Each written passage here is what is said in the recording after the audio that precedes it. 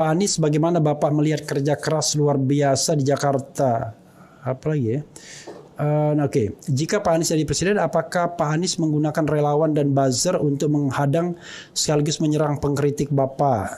Saya baca-baca dulu ya, gitu. Kemudian, Assalamualaikum Pak Anies, jika udah jadi presiden nanti sayangi kami umat Islam ya. Bung RH nggak fokus, memang saya nggak fokus soalnya. Saya mau fokus. Jadi saya memang kalau kita mau fokus kita bisa berdua saja nanti ngobrol-ngobrol gitu ya. Karena saya ingin memberikan kesempatan sih kepada. Itu saya jawab aja yang tadi itu, ya, yang soal apa buzzer, soal itu relawan. Ya. Oke, saya menjawabnya lagi-lagi dengan menggunakan rekam jejak aja. I see. Oke, rekam jejak. Kan jawab besok itu belum tentu. Ya. Yang sudah saja. Jadi apakah selama saya bertugas menggunakan buzzer, apakah menggunakan pasukan berbayar untuk bertempur di sosial media? Enggak. Boleh dicek. Jakarta ini kelihatannya kotanya besar, tapi sesungguhnya kecil. Siapa saja mengetahui yang dikerjakan orang lain, tahulah di sini. Apalagi era media sosial seperti ini ya. Dan semuanya bercerita. Kami menghormati pembaca di media sosial dengan menyampaikan informasi yang akurat, informasi yang baik, lengkap. Itu sebetulnya ya, Ref, itu cara menghormati audiens, Ref. Kalau kita menyampaikan sesuatu dengan lengkap, dengan baik, itu kita menghormati pendengar kita, kita menghormati audiens. Tapi kalau kita menyampaikan kabar yang tadi mesin pencetak fakta-fakta yang tidak benar, itu merendahkan audiens kita. Nah, bentuk penghargaan itulah yang kita ingin jaga. Jadi bagi mereka-mereka yang aktif kemudian menulis, itu banyak sumber-sumbernya. Dan kita sampaikan apa adanya. Buat saya sampaikan berkali-kali ini, Ref. Saya tidak khawatir dengan apa yang ditulis di sosial media. Saya lebih memikirkan apa yang akan ditulis sejarawan nanti. Dan yang akan saya pertanggungjawabkan di hadapan Allah Subhanahu wa taala. Seperti lagu tadi tuh. Pemimpin itu akan diminta pertanggungjawaban. Jadi mau dikatakan apapun hari ini di sosial media, 2-3 minggu lagi bisa lewat kok. Di sosial media itu bisa dipuji. Dan bisa berubah langsung ya. Bisa dipuji setinggi langit sekarang, besok bisa dicaci maki luar biasa. Tapi yang tidak bisa dipungkiri adalah para sejarawan itu besok akan menilai kita dengan data yang lengkap. Mereka akan menulis dengan informasi yang lengkap. Jadi saya tidak menggunakan kemarin, otomatis bisa diprediksi besok juga nggak pakai, gitu kira-kira. Oke. Nah ini agak ngeri-ngeri sedap nih. Om RH, tolong tanya pakai K lagi dia ke Pak Anies. Aniesnya nggak pakai I, nggak pakai E, Anies ya kan. Apabila terpilih jadi next presiden RI, apakah proyek-proyek mubazir yang menghamburkan uang negara seperti KA cepat, kereta api cepat Jakarta-Bandung, dan IKN akan dilanjutkan? Nah, ini bola panas juga ini. Tapi bener loh ini ditanya nih. Silakan. Gini, di dalam satu pemerintahan ya. Itu saya sambil baca lihat ini ya. Boleh. Dan saya bukan tidak memperhatikan, saya pasti saya perhatikan. Tapi saya sambil lihat ini. Memang you're good multitasking. Jadi gini, Ref. Ini ya. Kita ini kan mengadopsi prinsip demokrasi. Di dalam demokrasi itu setiap 5 tahun sekali itu kita melakukan proses pemilihan umum dan pilpres.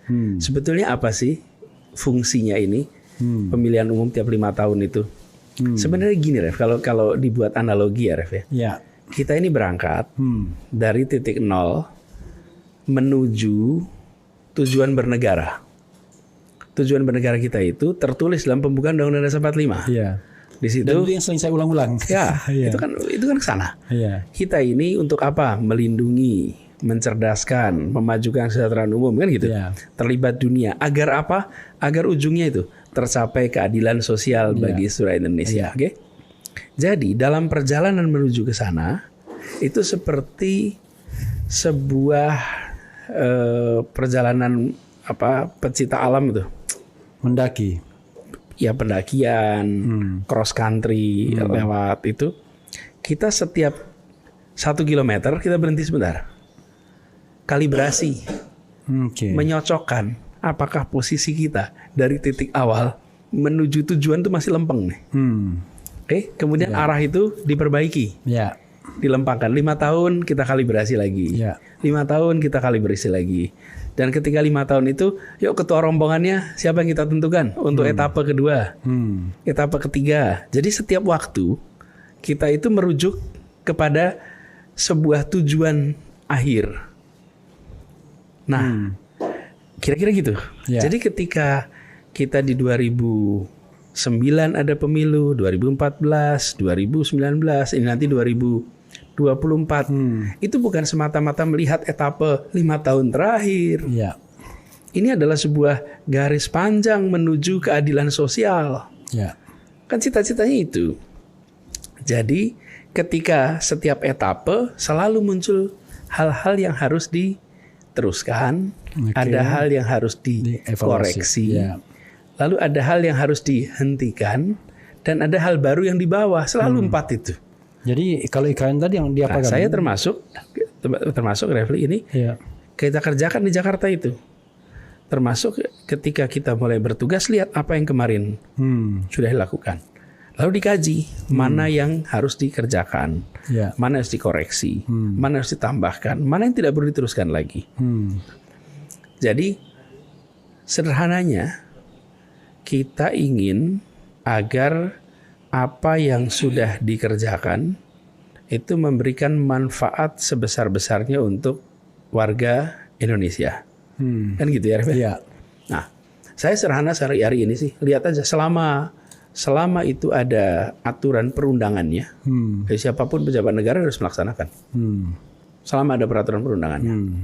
Jadi tidak bisa kita selera kita gitu, selera saja.